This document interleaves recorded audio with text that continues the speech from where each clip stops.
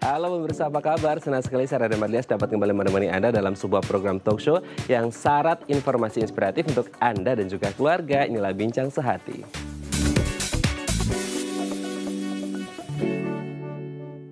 Ya pemirsa, manusia memiliki sepasang ginjal ya, ada di kanan dan juga kiri tulang belakang. Seperti kita tahu, fungsi utama dari ginjal adalah untuk menyaring darah, kemudian membersihkan limbah-limbah atau kotoran yang ada dalam tubuh dan juga darah seperti itu.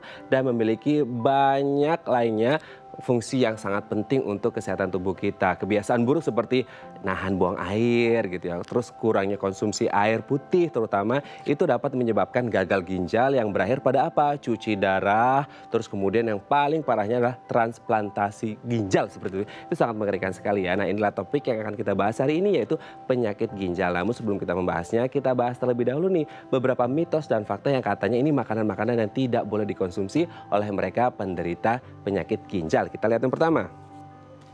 Nah ini buah pisang. Nah katanya kan kita tahu ya buah-buahan itu kabarnya kan baik untuk kesehatan kita karena mengandung vitamin, mineral dan lain sebagainya seperti itu. Tapi kabarnya pisang ini memang buah yang baik tapi tidak baik untuk mereka yang menderita ginjal. Kenapa? Karena alasannya memiliki potasium atau yang sering kita dengar dengan istilah kalium yang tinggi seperti itu. Apakah ada hubungannya antara kalium atau potasium yang tinggi dengan penderita ginjal? Nanti kita akan bahas ya. Kita lanjut ke yang kedua. Masih dari buah-buahan ini pemirsa, jeruk. Nah kalau kita lihat kan jeruk ini katanya bagus gitu ya, apalagi untuk imunitas karena memiliki vitamin C yang tinggi meskipun ada beberapa buah lain yang memang memiliki kandungan vitamin C yang lebih tinggi. Tapi kabarnya juga jeruk ini sama dengan pisang memiliki kandungan potasium atau kalium yang tinggi juga dan tidak bagus untuk penderita ginjal. Oke, kita lanjut ke yang selanjutnya. Nasi merah. Nah ini untuk mereka yang suka diet gitu ya. Itu bagus sekali karena memiliki kandungan serat yang sangat tinggi. Tapi kenapa akhirnya nasi merah ini katanya tidak baik untuk penderita ginjal? Nanti kita akan bahas ya. Oke, selanjutnya yang keempat adalah susu. Nah ini yang sering kali kita konsumsi mungkin pada pagi hari gitu ya untuk menambah semangat gitu. Tapi katanya susu tidak baik nih katanya untuk penderita ginjal karena merupakan sumber alami fosfor, kemudian potasium dan terlalu banyak minum susu bagi penderita tulang ini bisa merusak kesehatan tulang. Katanya seperti itu ya. Oke, nanti kita akan membahasnya dengan pakarnya langsung apakah benar makanan-makanan yang tadi sudah saya sebutkan itu tidak baik dikonsumsi oleh penderita ginjal. Kami akan kembali saat lagi, tetap bersama kami di Bincang Sehati.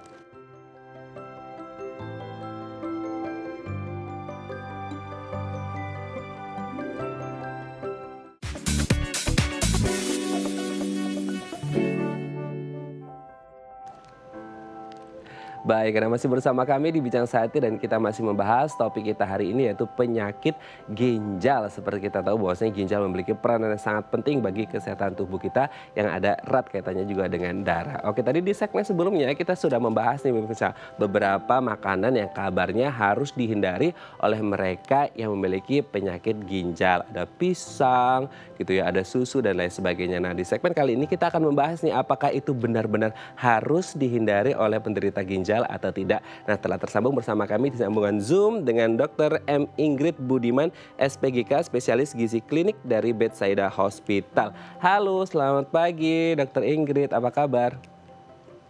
Pagi Mas Raden, baik. Oke, Dokter Ingrid, hari ini kita akan membahas nih beberapa makanan yang katanya tidak boleh dikonsumsi oleh mereka yang menderita ginjal seperti itu ya. Kita coba cek satu persatu. Yang pertama adalah pisang. Ini gimana nih, Dok? Pisang sih sebenarnya memang beredar bahwa kurang baik dikonsumsi oleh penderita gagal ginjal. Nah, itu karena memang pisang itu termasuk makanan yang tinggi kalium. Nah, sedangkan kan kalau misalnya penderita gagal ginjal itu, dia kita batasi kaliumnya karena cenderung kaliumnya meningkat. Nah, kalau misalnya orang dewasa kita kebutuhannya 4.700 mg per 24 jam, pada orang yang sudah menderita gagal ginjal biasanya kita berikan kurang, tapi tetap patokan utama itu hasil lab. Tapi kalau misalnya hasilnya bagus, sebaiknya dikurangi karena memang ditemukan cenderung tinggi. Cuma memang kalau misalnya kita fokus ke kadar kaliumnya, kita bukan cuma perhatikan pisang, masih banyak lagi yang sumber kalium tinggi lainnya. Contohnya sayuran beet itu dalam 100 gram bahan makanannya bisa 900 mg. Terus kalau yang salmon dia 600 miligram per 100 gramnya, sama jangan lupa alpukat dan kentang, dia 500 miligram per 100 gram bahan makanannya. Jadi bukan cuma pisang yang diperhatikan. Oke, sebenarnya memang mengandung kalium atau potasium seperti itu, tapi kemudian Ya, memang kadarnya yang harus diperhatikan gitu ya. Boleh konsumsi tapi jangan banyak-banyak dikurangi. gitu ya. Oke, Iya. kita lanjut lagi yang kedua nih dok. Setelah pisang kita ada jeruk. Nah ini kan biasanya kalau orang berbicara tentang buah apa yang paling bermanfaat untuk tubuh kita, pasti jawabannya Iya. jeruk gitu ya. Itu kan sudah edukasi kita dari kecil seperti Vitamin itu. C, Karena ya. mengandung vitamin C yang tinggi Iya. meskipun ada buah lain yang juga mengandung vitamin C yang tinggi. Nah apakah jeruk ini Iya. kemudian tidak boleh dikonsumsi atau dalam batasan tertentu untuk penderita ginjal ini, Dok? Ya, kalau jeruk itu dia ini lagi, kita perhatikan kadar kaliumnya. Mhm, Kalau kaliumnya itu dia per 100 gramnya memang tidak menonjol dalam daftar yang tinggi kalium. Karena dia per 100 gramnya cuma 180. Kalau kita bandingkan sama pisang tadi kan 360 miligram per 100 gramnya. mhm, Nah, cuma kita perhatikan konsumsinya.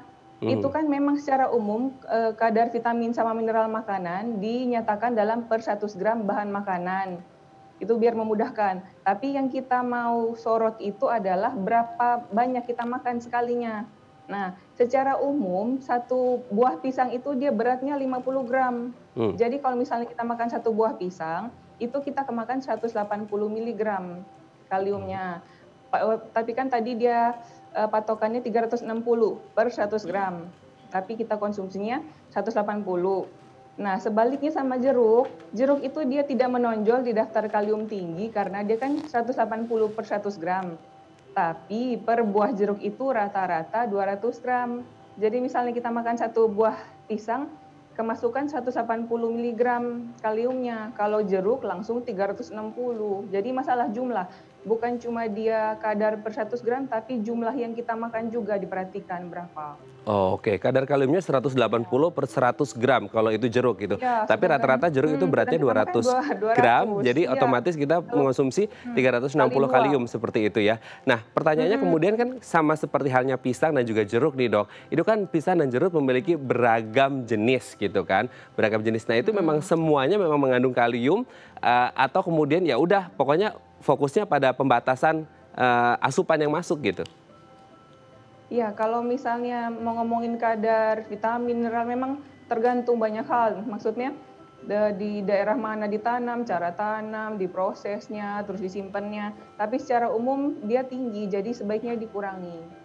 Oke, memang sebaiknya dikurangi seperti itu, Mhm, apalagi kalau iya, sudah punya riwayat ginjal seperti itu ya. Oke, iya, kita lanjut ke yang selanjutnya setelah pisang dan jeruk kita ada nasi merah nih dok. Kalau kita tahu kan sekarang, aduh nasi merah mungkin identiknya dengan mahal dan sehat gitu kan. Nah, untuk mereka iya, yang punya penyakit setuju. tertentu, terutama untuk diet gitu ya, untuk kemudian Iya, ya untuk diabetes seperti itu juga baik untuk nasi merah seperti itu. mhm, Tapi ternyata tidak baik karbohidratnya. juga untuk ginjal atau sama halnya dengan pisang dan jeruk tadi, tergantung pada sebanyak mana porsi yang kita konsumsi, Dok. Ya, kalau masih merah itu kita perhatikan fosfornya pada penyakit ginjal. Nah, kalau misalnya orang dewasa normal itu dia kebutuhannya satu hari 700 miligram fosfor. Nah, kalau pada penderita gagal ginjal, kembali patokan utama pasti kadar laboratorium. Nah, tapi karena ditemukan cenderung tinggi, kita batasi di Mhm, bawah 700 miligram per hari asupannya, mhm, gitu. Jadi kalau misalnya kita masuk kebanyakan fosfor, maksudnya di setiap makanan minuman itu kan banyak fosfornya, mhm. bukan cuma di susu, bukan cuma di hewan-hewan gitu. Jadi tapi kalau misalnya kita mau perhatikan fosfor paling tinggi itu dia di kerang-kerangan. Mmm, Dia 400 miligram, 400 miligram per 100 gramnya. Terus diikuti sama daging babi sama, ikan dan ayam. Nah, mhm, terus untuk, kalau yang beras merah, dia per 100 gramnya mhm, 150 miligram fosfornya.